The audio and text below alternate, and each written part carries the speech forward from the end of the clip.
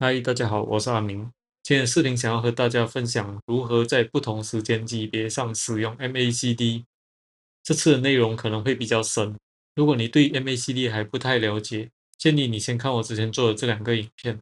这样你会更容易理解我们今天要讲的这个内容。在这两个视频中，我详细介绍了 MACD 基础的知识和一些基本的应用方法。今天的视频不构成任何投资建议，因为投资真的是很大风险。无论你是初学者还是有经验的这个交易者，我相信今天的这个视频也会为你提供一些新的见解和使用这个 MACD 的方法。所以你一定要把今天的影片看完，可以让你更加有自信的使用这个 MACD 在进行交易。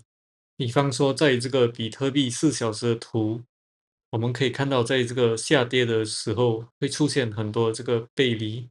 在下跌的过程中出现这个背离是正常的现象。但是我们可以看到，出现这个背离后，这个趋势是没有反转回去，而且还在持续下跌。因为我们要知道，背离还是一种现象，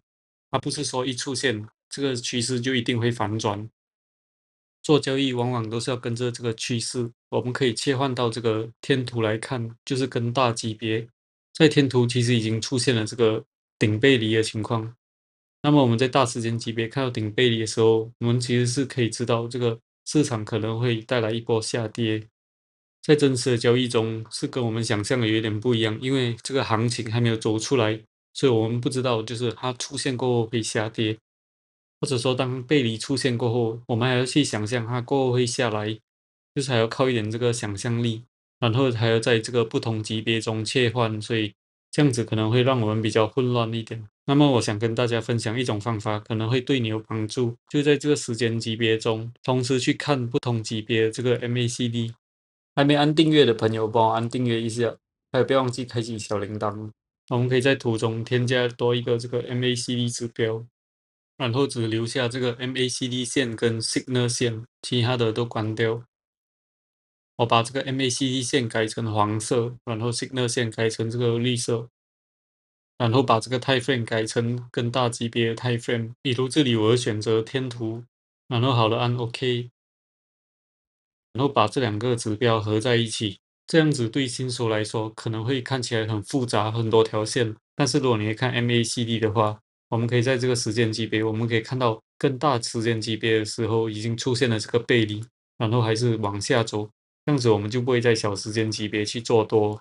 因为大时间级别是在往下的时候，我们是需要去尊重这个市场。那么什么时候去做多会比较有效呢？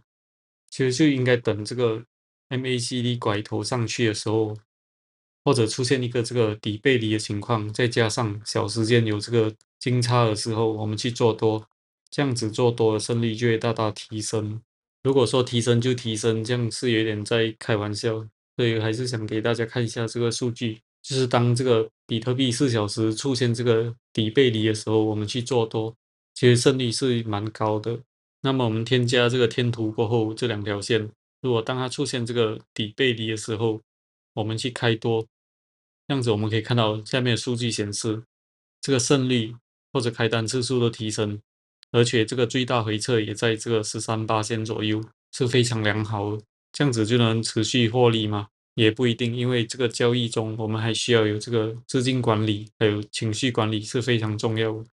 希望今天这部影片能帮助到大家。对了，我有开这个 Discord 的社区，想要加入的小伙伴可以点击影片下方的链接。好了，今天的视频就到这里，如果喜欢就记得帮我订阅、按赞还有分享，谢谢大家，拜拜。